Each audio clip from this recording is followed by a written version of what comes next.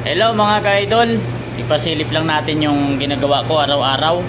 At yan, tayo ay gumagawa tayo ng pizza dough. Ang ginagawa ko ngayon ay nagsishitting tayo kung paano ang procedure, kung paano gumawa ng dough. Ayan mga ka-idol, sundan nyo lang.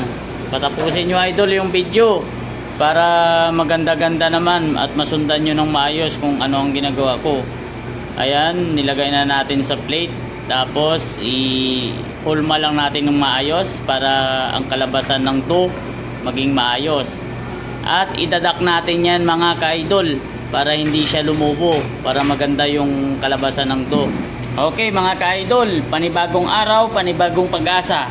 Lagi lang natin sipagan mga ka-idol at samahan ng dasal at sipag para makamit natin yung mga gusto natin sa buhay. At sa muli mga ka-idol, maraming salamat sa pagtangkilik sa aking mga video. At kung saan man kayo pupunta ngayon, sa trabaho man, kung saan man, mag-iingat po tayong lahat. At huwag nating kalimutan magdasal sa Kanya na sa taas. At lumaban tayo ng patas mga ka-idol para tayo lalong pagpalain kung ano man ang ginagawa natin sa buhay. Salamat mga ka-idol!